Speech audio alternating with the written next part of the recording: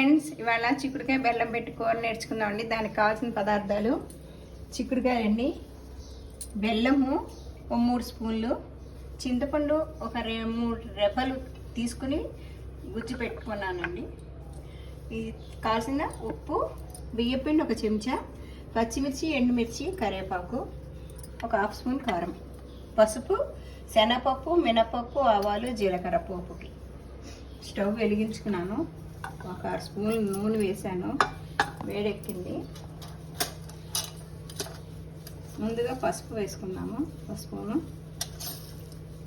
శనగపప్పు 1 చెంచా, మినపప్పు 1.5 స్పూను.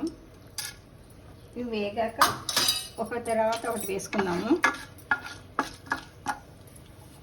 ఇవి మా దొడ్లో వండి చిక్కుడుకాయలు లేతగా ఉన్నాయి. ఇవి ఫ్రెష్గానే ఉన్నాయి. గింజలు అవి చూడండి. మా దొడ్లో కాయలు సన్న తీగకి అన్ని కాయలు వచ్చాయి. 1/2 కేజీ దాకా వచ్చింది. కార్తీక మాసం కదా. ఇక పచ్చిమిర్చి, ఆవాలు, జీలకర్ర 1 స్పూన్ అండి, పచ్చిమిర్చి, ఎండుమిర్చి. ఇవి బాగా వేగాక కరివేపాకు వేసుకుందాం. క్రీమ్ కలర్లోకి వస్తుంది పప్పు.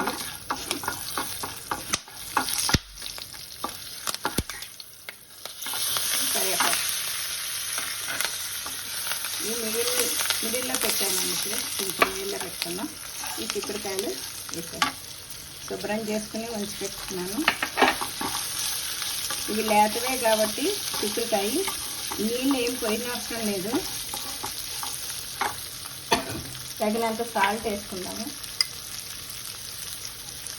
కూరకు సరిపడే తగినంత సాల్ట్ వేసుకోండి. ఇవి బాగా ఇలా కలిపేసి సిమ్లో పెట్టుకోవాలి. సిమ్లో మూత పెట్టుకుని సిమ్లో పెట్టుకోవాలి.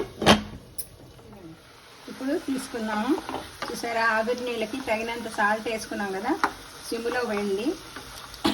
ఇంకా మగ్గిందా లేదా చూసుకుందాం మనం.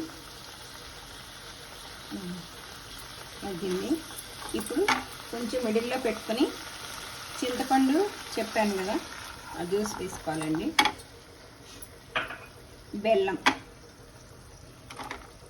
ఇది 3 చెంచాల దాకా పడుతుంది. ఇది కొంచెం హైలో పెట్టుకొని బాగా కలుపుకోవాలి. ఈ చింతపండు పులుసు బెల్లము దీనికి అంటుకుని ఉడుకుతుంది. ఇప్పుడు మళ్ళీ మూత పెట్టుకుని ఈ లోపల మనం ఇది కలుపుకుందామండి. పిండిలో కొంచెం నీళ్ళు, బియ్య పిండి చెప్పాను కదా ఇందాక, దాంట్లో కొంచెం ఎక్కువ వేసుకోవద్దు. అత్తుకోవడానికి మనం ముద్దగా ఉండడానికి కూర. ఈ కార్తీక మాసం మనం ఉల్లిపాయ వెల్లిపాయలు వాడుకున్నాం కదండి. మనం బెల్లం పెట్టి కూరలు, నూపిండి పెట్టి కూరలు, ఆవు పిండి పెట్టి కూరలు కూడా చేసుకోవచ్చు. బెల్లం పెట్టి కూర చేస్తే చాలా బాగుంటుంది, టేస్టీగా. ఇవి ఉండ లేకుండా ఇలా కలిపేసుకోవాలన్నమాట. మనం 1 చెంచా బియ్యం పిండి. ఇది ఉడికాక అప్పుడు వేయాలి. ఇదిగండి, మూత తీసుకున్నాము. చూసారా, ఉడుకుతుంది. బెల్లం అది వేసాం కదా, చింతపండు. ఇప్పుడు కలుపుకున్న బియ్యం పిండి నీళ్ళు కూడా వేసేసుకోవాలి.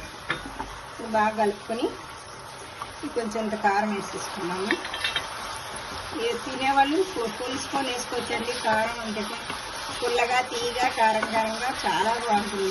బెల్లం పెట్టిన కూర పిల్లలు ఇష్టపడతారు. ఇది మాత్రం ఉండగా తీసేసుకోవాలి. కబాటేసి బౌల్లో తీసేసుకోవాలండి. ఇది చపాతీల్లో కూడా బాగుంటుంది. ఇంకా చపాతీల్లో కూడా బెల్లం పెట్టి కూర కదా. ఇదండి చిక్కుడుకాయ బెల్లం పెట్టి కూర.